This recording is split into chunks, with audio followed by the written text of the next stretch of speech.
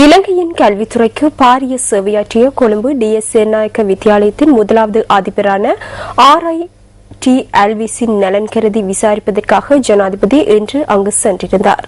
கொழும்பு தனியார் வைத்தியசாலை ஒன்றில் சிகிச்சை பெற்று வரும் RIT அலஸின் நலன் கருதி கேட்டறிந்து கொண்ட ஜனாதிபதி அவர் விரைவில் குணமடைய வேண்டும் என பிரார்த்திப்பதாகவும் கூறினார். இலங்கையில் உள்ள முதற்தர கல்விமான்களில் ஒருவரான RID அலஸ் கல்வி அமைச்சின் ராஜாங்க செயலாளராகவும் கடமையாற்றியிருந்தார். டிஎஸ் சேநாயக்க வித்தியாலயத்தின் முதலாவது அதிபராக 25 வருட காலம் RIT அலஸ் சேவையாற்றியிருந்தமை குறிப்பிடத்தக்கது. நாட்டின் வடபகுதி தவிர்ந்த ஏனைய பகுதிகளில் எதிர்வரும் 24 மணித்தியாலங்களுக்குள் கடும் மழை பெய்யக்கூடிய சாத்தியங்கள் நிலவுவதாக சென்னை புயல் எச்சரிக்கை மையம் எதிர்வு கூறியுள்ளது. குமரி கடற்பகுதியில் ஏற்பட்டுள்ள தாளமுக்கமே இலங்கையில் மழை பெய்வதற்கான காரணம் எனவும் சுட்டிக்காட்டப்பட்டுள்ளது. இதேவேளை கடும் மழை காரணமாக வத்தளை பகுதியில் உள்ள பல வீடுகள் நீரில் மூழ்கியுள்ளன. எடேரும் உள்ள வட்டிகாந்த மற்றும் வத்தளை மாபோலு ஆகிய பகுதிகளில் உள்ள தாழ் நிலங்கள் நீரில் மூழ்கி உள்ளன. அந்த பகுதிகளின் சுமார் 277 வீடுகள் நீரில் மூழ்கியுள்ளதாக எமது பிராந்திய செய்தியாளர் கூறினார். நாட்டை சூழவுள்ள வளிமண்டலத்தில் குழப்ப நிலை காணப்படுவதாக வளிமண்டலவியல் திணைக்களம் குறிப்பிடுகிறது. இன்றைய தினம் போன்றே அடுத்த சில தினங்களிலும் மழையுடன் கூடிய வானிலையை எதிர்பார்க்க முடியும். நாட்டின் பல பகுதிகளில் பகல் அல்லது இரவு வேளைகளில் இடியுடன் கூடிய மழை பெய்யக்கூடும். இந்த பிரதேசங்களில் குறுகிய காலத்திற்கு கடும் காற்று வீசக்கூடும். அத்துடன் மின்னல் தாக்கங்களும் ஏற்படக்கூடும். தற்போதைய வானிலை தொடர்பில் சென்னை புயல் எச்சரிக்கை மையத்தின் இயக்குநர் ரமணனிடம் நியூஸ் ஃபர்ஸ்ட் வினவியது. குமரி கடல் பகுதியின் மேல் அடுக்குகளில் நிலவி வரும் ஒரு சுழற்சியின் காரணமாக வரும் 24 மணி நேரத்திலே இலங்கையின் வடகோடி பகுதிகள் நீங்களாக ஏனைய பகுதிகளிலே பரவலாக நாம் மழை எதிர்பார்க்கலாம். இளைப்பாறிய உயர் நீதிமன்ற நீதியரசர் CV விக்னேஸ்வரன் ஆற்றிய சொற்பொழிவுகளின் தொகுப்புகளாக 2 நூல்கள் இன்று வெளியிட்டு வைக்கப்பட்டன. இந்த நிகழ்வு பவளப்பட்டி சரஸ்வதி மண்டபத்தில் நடைபெற்றது. அகில இலங்கை இந்து மாமன்றத்தின் தலைவர் கந்தையா நீலகண்டன் தலைமையில் இந்த நிகழ்வு இடம்பெற்றது. இளைப்பாறிய உச்ச நீதிமன்ற நீதியரசர் CV விக்னேஸ்வரனுக்கு இதன்போது பாராட்டு பத்திரமும் வழங்கப்பட்டது.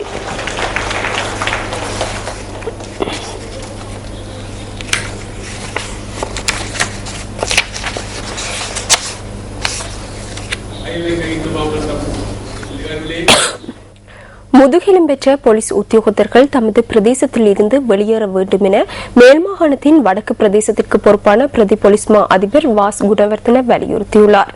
நீரிகம பகுதியில் நேற்று நடைபெற்ற வைபவம் ஒன்றில் கலந்து கொண்டு உரையாற்றிய போது அவர் இந்த கருத்தினை வெளியிட்டார். ஒரு சில சந்தர்ப்பங்களில் போலீஸ் உத்தியோகத்தர்கள் மீது தாக்குதல் நடத்தப்படுகிறது. இனிமேல் எந்த ஒரு போலீஸ் உத்தியோகத்தரும் அடி வாங்க முடியாது என மேல் மாகாணத்தின் வடக்கு பிரதேசத்திற்கு பொறுப்பான பிரதி போலீஸ் மா அதிபர் என்ற வகையில் நேற்று நான் எனது உத்தியோகத்தர்களிடம் கூறினேன். அவர்களுக்கு ஆயுதங்களை கொடுத்தேன். வெறுமனே ரவைகள் மாத்திரம் வழங்கப்படவில்லை. தலா 20 ரவைகள் வீதம் கொடுத்தேன். மக்கள் தமது துன்பங்களை கூறுவதற்காக செல்லக்கூடிய ஒரே இடம் போலீஸ் நிலையமாகும்.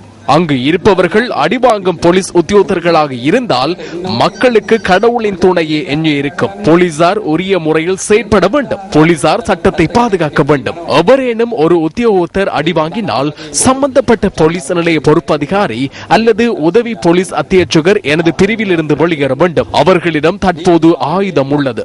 அத்தகைய சம்பவம் மீண்டும் இடம்பெறும் போது அவர்கள் துப்பாக்கி பிரயோகம் மேற்கொள்ள தவறினால் அடுத்த பிரச்சனை ஏற்படும்.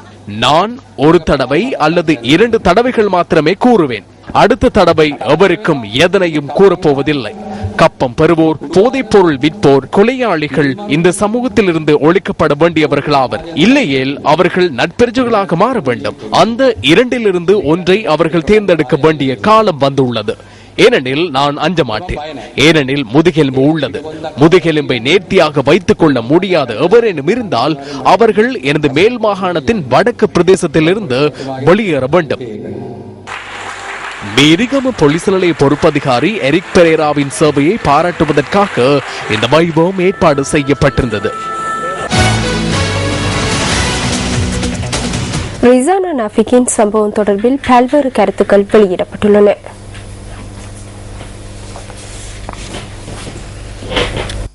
எங்களுடைய கிராமத்தை சேர்ந்த நஃபிக் ரிசானா என்பவர் 2005 மாதம் அவர்கள் சவுதிக்கு சென்று வேலைகளை செய்கின்ற நேரத்தில் சில சம்பவத்தின் காரணமாக அவர்கள் குற்றம் சாட்டப்பட்டார்கள். இந்த அடிப்படையில் எங்களுடைய கௌரவ அமைச்சர் டிலான் பிரேரா அவர்கள் 2010 நவம்பர் மாதம்தான் எங்களுடைய அமைச்சர் பதவியை ஏற்றார்கள்.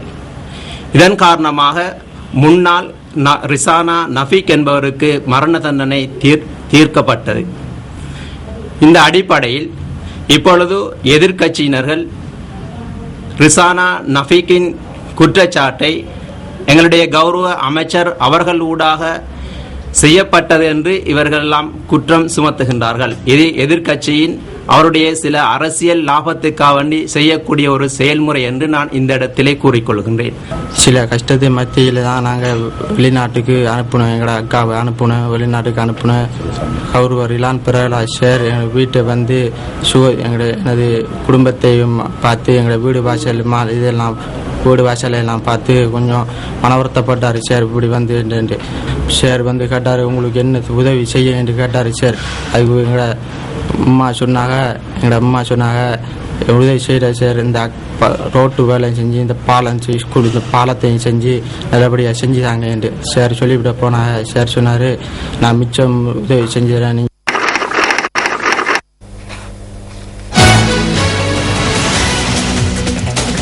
யக்கலையில் இன்று நடைபெற்ற வைபவம் ஒன்றில் கலந்து கொண்ட பொருளாதார அபிவிருத்தி அமைச்சர் பசில் ராஜபக்ச மின்சக்தி துறை தொடர்பில் கருத்து வெளியிட்டார்.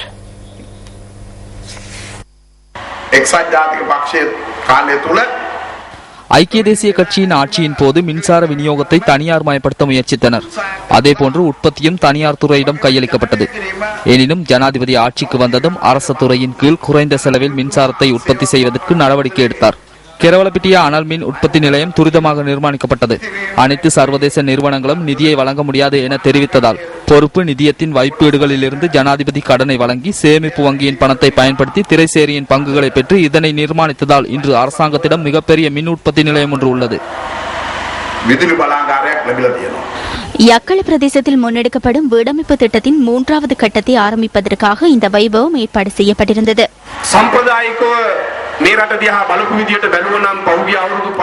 சம்பிரதாயபூர்வமாக இந்த நாட்டை நோக்கி இருந்தால் கடந்த 5 வருடங்களிலும் சவால்களை வெற்றி கொள்ள முடியாமல் போயிருக்கும். ஜனாதிபதி 2005 ஆண்டு ஆட்சிக்கு வந்த போது யுத்தம் தொடர்பில் சம்பிரதாயபூர்வ நோக்கு இருந்தது. எனினும் ஜனாதிபதி அதில் சிக்கவில்லை. ஆகையால் பிரச்சினையிலிருந்து விடுதலை கிடைத்தது. அதே போன்று இன்று அபிவிருத்தி தொடர்பான சவால்களும் உள்ளன. அமைச்சர் விமல் வீரவங்சவின் கண்டி மாவட்ட இணைப்பதிகாரி உள்ளிட்ட குழுவினர் இன்று மல்வத்து மற்றும் அஸ்கிரிய பீடங்களின் மகாநாயக்க தேரர்களை சந்தித்து கண்டியில் நடைபெறவுள்ள இரவு நேர கார் பந்தயத்தை நிறுத்துமாறு வேண்டுகோள் விடுத்தனர். கண்டி உரிமையை பாதுகாக்கும் மன்றத்தைச் சேர்ந்த இந்த குழுவினர் மகாநாயக்க தேரர்களை சந்தித்துள்ளனர். மகாநாயக்க தேரர்களை சந்தித்து வழக்கம் அளித்தோம். இந்த நடவடிக்கையை நிறுத்துவதற்கான இயன்றளவு முயற்சிகளை நாம் மேற்கொண்டுள்ளோம். கார் பந்தயங்களை நடத்துவதற்கு தேவையான அளவு இடங்கள் காணப்படுகின்றன. புனித தாத்து ஊர்வலம் இடம்பெறுகின்ற வீதிகளை நாட்டில் உள்ள பௌத்த மக்கள் மிகவும் கௌரவமான இடமாகவே கருதுகின்றனர். புனித நடவடிக்கைக்காக பயன்படுத்தப்படுகின்ற வீதிகளில் இத்தகைய தகாத நடவடிக்கைகளை மேற்கொள்வதன் மூலம் உலக பௌத்த மரபுரிமையின் 2வது சின்னத்தை அளிப்பதற்கான சூழ்ச்சி முன்னெடுக்கப்படுவதை நாம் காண்கின்றோம். விகாரிகள் மற்றும் தேவாலய கட்டளை சட்டத்தின் கீழ் இயங்கும் வழிபாட்டு தலங்களின் பஸ்நாயக்க நிலைமைகள் இன்று அச்சுறுத்தல்களை எதிர்நோக்கியுள்ளதாக பஸ்நாயக்க நிலைமைகளின் சங்கத்தின் தலைவர் கெமுனுதிலக்க பண்டார வலிசுந்தர கூறுகின்றார். குருநாகலில் நேற்று நடைபெற்ற பஸ்நாயக்க நிலைமைகளின் வருடாந்த பொதுக்கூட்டத்தின் போது அவர் இதுகுறித்து விளக்கம் அளித்தார். தற்போதைய நிலைமையின் கீழ் இந்த தேவாலயங்களுக்கு எந்தவித பாதுகாப்பும் வழங்கப்படவில்லை என்பதனை கூறுவதில் கவலை அடைகின்றேன். ஜனாதிபதியுடனும் நாம் இது தொடர்பில் கலந்துரையாடினோம். தேவையான பாதுகாப்பை வழங்குமாறு ஜனாதிபதி போலீஸ் மாதிபருக்கு பணிப்புரை விடுத்தார். எனினும் வேதனைக்குரிய விடயம் என்னவென்றால் போலீஸ் மாதிபர் இன்று வரை தேவாலயங்களுக்கான பாதுகாப்பினை வழங்கவில்லை.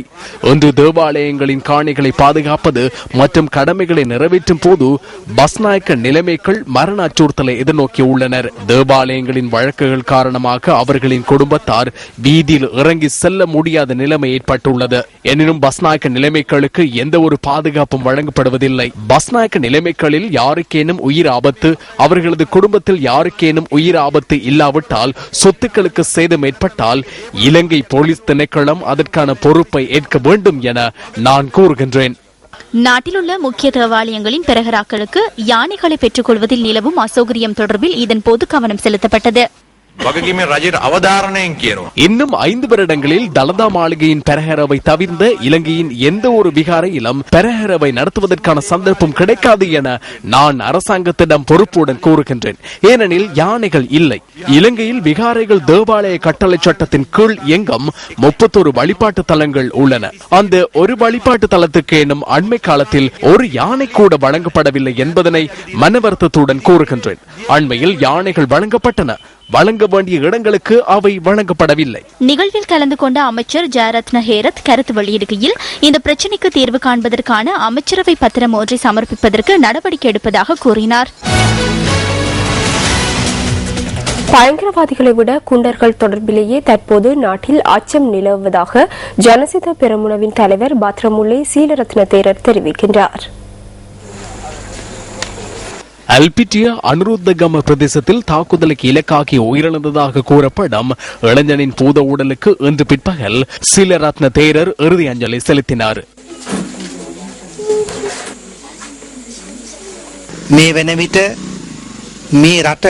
தற்போது நாட்டில் பயங்கரவாதிகளை விட குண்டர்கள் தொடர்பிலேயே அச்சம் நிலவுகிறது. இன்று இலங்கையில் அனைத்து இடங்களிலும் குண்டர்கள் உள்ளனர். இந்த குண்டர்களுக்கு என்ன செய்வது? முறைப்பாடுகள் கிடைத்தவுடன் போலீசார் நடவடிக்கை எடுப்பார்களா? இத்தகைய சம்பவங்கள் இடம்பெறாது. மொரட்டுவையில் பிக்கு ஒருவர் படுகொலை செய்யப்பட்டார். அந்த தேரர் எத்தனை முறைப்பாடுகளை செய்திருந்தார்? இறுதியில் தேரர் கொல்லப்படும் வரை போலீஸ் நிலையத்தினால் எந்த ஒரு நடவடிக்கையும் மேற்கொள்ளப்படவில்லை. கொழும்பு நாளந்தா கல்லூரிக்கு எதிரான 37வது வருடாந்த ஒருநாள் கிரிக்கெட் போட்டியில் கொழும்பு ஆனந்தா கல்லூரி அணி 3 விக்கெட்டுகளால் வெற்றி பெற்றது. இது இந்த போட்டி வரலாற்றில் ஆனந்தா கல்லூரி வெற்றி பெற்ற 23வது சந்தர்ப்பமாகும். ஆனந்தா மற்றும் நாளந்தா கல்லூரி அணிகளுக்கு இடையிலான ஒருநாள் கிரிக்கெட் போட்டி கொழும்பு ஆர் பிரேமதாச மைதானத்தில் இன்று நடைபெற்றது. போட்டியில் முதலில் துடுப்படுத்தாடிய நாளந்தா கல்லூரி அணி சார்பாக அவிஸ் கடி சில்வா 56 ஓட்டங்களை பெற்றார். நாளந்தா கல்லூரி அணி 50 ஓவர்களில் 8 விக்கெட் இழப்புக்கு 186 ஓட்டங்களை பெற்றது.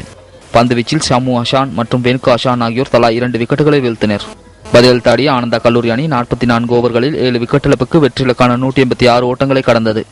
லக்கன ஜெயசேகரன் 46 ஓட்டங்களையும் குசில் குணசேகரன் 31 ஓட்டங்களையும் பெற்றனர். அவிஸ் கடி சில்வா 2 விக்கெட்டுகளை கைப்பற்றினார்.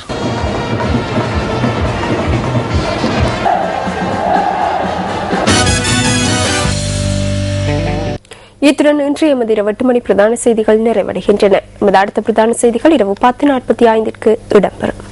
வணக்கம்.